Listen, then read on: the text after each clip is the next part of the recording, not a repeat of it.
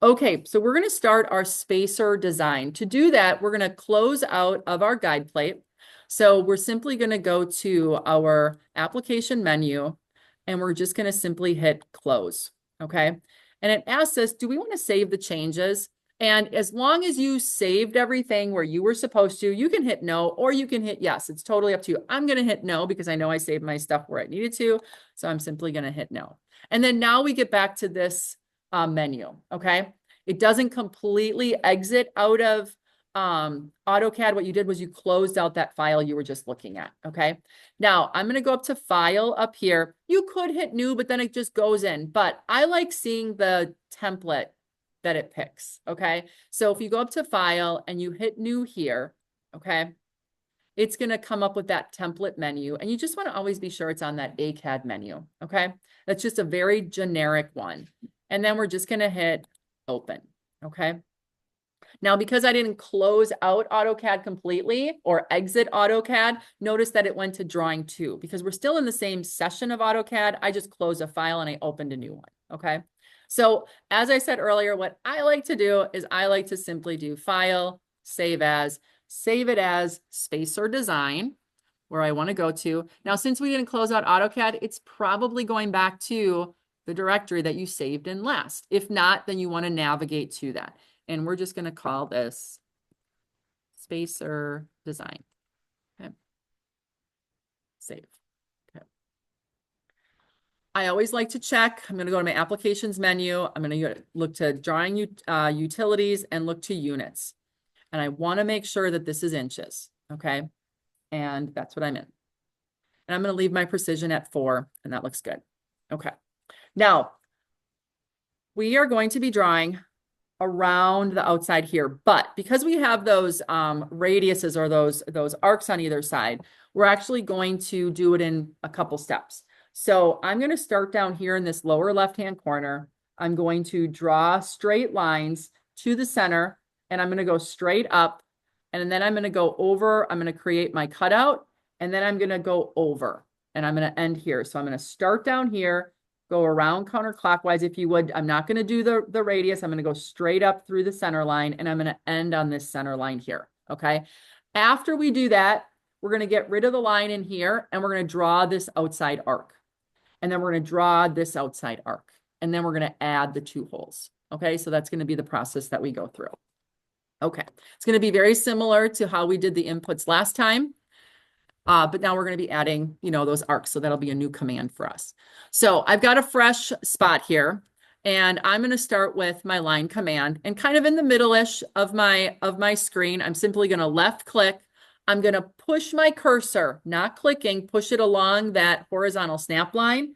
And the number I'm going to put in here is 6, which is going to be that distance at the bottom there. Okay. Then I'm going to go straight up. I'm right now going through, if you would, my center line. Now, before I click more, notice that my line is kind of small to look at, right? So what I'm going to do here is I'm going to zoom in. And I'm going to zoom in. I'm not going to use my zoom extents. I'm just going to put my cursor kind of in the, like where I'm at, right about here. But I'm going to take my roller and I'm going to roll and index up a couple times. Okay? That's it. And if I want to center this on my screen, I'm going to depress my roller, and I'm going to drag to kind of pan it and then release to kind of the middle-ish. You guys, is that helpful? Okay. So at any time in a command, whether it's asking you to do something or not, I mean, I'm still in the line command here. I can use that roller on my mouse to kind of zoom in and out if I need to, and the pan as well. Okay. And then it'll just pick up where it left off. You don't have to exit the command or anything.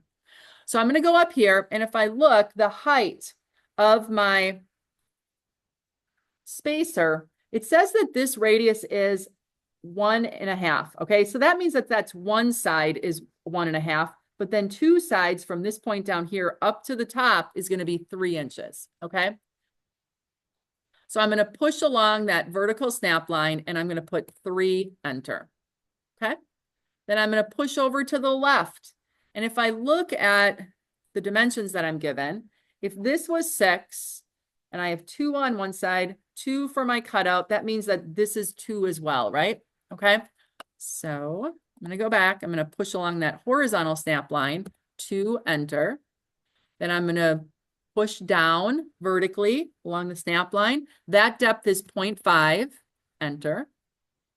Go to the left, push, 2. Go back up, 0.5. Again, making sure you're along those vertical and horizontal snap lines. And then you're going to push left one last time to enter. And once you get here, we're not going to close it. We're going to leave that open. And we're just going to either hit enter or escape, okay, to end the command. How'd that go? Yeah. Okay. I'm going to do a quick file save, right? We already saved it as spacer, so just don't want to have to redo that if I don't have to. Now, I want to put those arcs on the end. So I'm going to get rid of this vertical line here. I'm not going to need that at all. So what command can I do to get rid of that line? Remember? Erase, yeah. So I'm going to go up to my pencil with the eraser. I'm going to click on it, and I'm just going to use a single pick box. I'm going to go over the top of it, highlight it, and then I'm going to select it and then hit enter. Remember, you can continue to select multiples, but if it's only one, once you've selected what you want, you just hit enter. Don't hit escape because enter has to end that command to accept it. Okay, so now I've got my open ends. The command that I'm going to use here is going to be an arc. I'm not going to create a full circle. I'm just going to use an arc because I only need part of it. So I'm going to arrow down, and there's a lot of options for arcs, okay? The one that we're going to do is going to be the center, start, end. Center, start, end. It's this one right here. Now, what's kind of nice about AutoCAD is if you kind of hold this here, it's going to give you, they call these tool tips, okay? It tells you what it is. It's got this window, and now you can kind of read about it, and it's going to kind of give you more information. So where we're going to start, the first thing, it's kind of the order. We have to identify the center, and then we're going to go to point 2. We're going to go directly down below, and then we're going to create our arc in a counterclockwise direction, always in a counterclockwise direction, not in a clockwise, okay? So I'm going to click on center, start, and end, okay? And now it's going to ask me, specify your center point. Now, I don't have anything that I can snap to right now, right? I don't have an absolute coordinate that I can just enter, but what do I have? It starts with an F. I have from, right? I have from. So I'm going to go from this point right here, and I'm going to go directly up 1.5. So my X coordinate is going to be 0 because I'm not going to go left or right, but my Y coordinate is going to be 1.5, and that'll be the center. So I'm going to type in from, enter. I'm going to specify that endpoint. Click. Now, remember, I have to go relative to that, so I have to put in my @ symbol, and then I'm going to have 0 for the X because I'm not going left or right. I'm going directly above, comma, 1.5, enter. And there is the center of my arc. So that's the start, okay? So it's a from, coordinates, making sure you put the @ symbol in there. And then now I'm going to go down to that point that I just had at the bottom, and I got to go counterclockwise, okay? It doesn't go this way. It only goes counterclockwise. And then I'm going to go to the end point of the top, and it's done, okay? I'm going to do that again, just in case somebody needs to see it again. So arc, center, stop, end. I'm going to go, my center is going to be from, enter, this base point down here, and it's going to be at 0, 1.5, enter. And then I'm going to go down to that endpoint, counterclockwise, other endpoint, and it's in. Okay. Now I'm going to do the other one. Now this one I have to go counterclockwise. Remember, it draws it counterclockwise. So my center is going to be here. Whether you reference your base point as the bottom here or the top here, it doesn't matter. If you're going from the top, it's going to be a negative 1.5. If you're going from the bottom, it's going to be a positive 1.5 going up. But you have to start your arc at the top here because you've got to go counterclockwise to get it in. If you start at the bottom, it's gonna go this way, and that's not the way you want the arc to go. Okay. Now let's say you start at the bottom and you're like, oh crap, just hit the escape key, start over. Okay, that's it. Escape key is your friend. So we're going to do that same arc, center, start, end. I'm going to start from, because it wants to know where my center point is. It's going to be from. I'm going to click this endpoint on the top. Again, if you do the bottom, it's no problem. And then it's going to be at 0, negative 1.5, because I'm going down from that position. Enter. And then my first point is going to be at the top here. And my end point is going to be at the bottom. Okay. Look at that. And I'm going to do a quick save. There we go. Do you have a question? Okay. Went backwards. You went backwards. So then hit escape, and then you're going to start on the opposite point, start at the top for your first one. You did. So you did your center here, and you started here, and you went this way, and it went on the other side. I'll have to look at that. So then do it in the opposite direction, I guess. That's really weird. Okay. I'm going to do a quick save. All right. And then we're going to add our circles. Okay.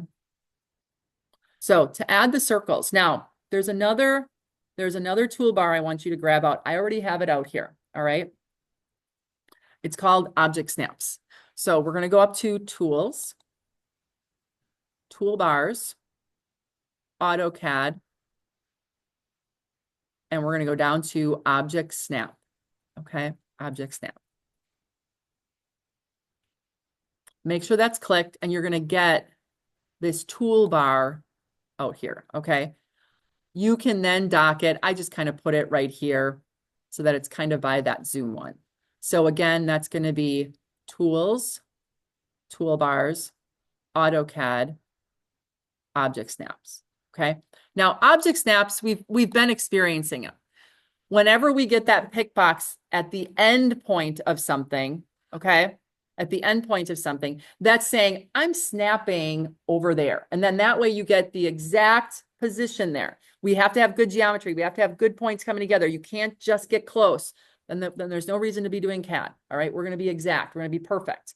So that's why we need these object snaps. So as we look across here, there's a whole bunch of object snaps. Okay. The first one that we have right here, or I'm sorry, the third one, those are the snap to endpoints. Okay. You can have what we call running object snaps, and that's what's already activated down here. Running object snaps, we're going to go down to the bottom. We're going to arrow down next to this square with the little square.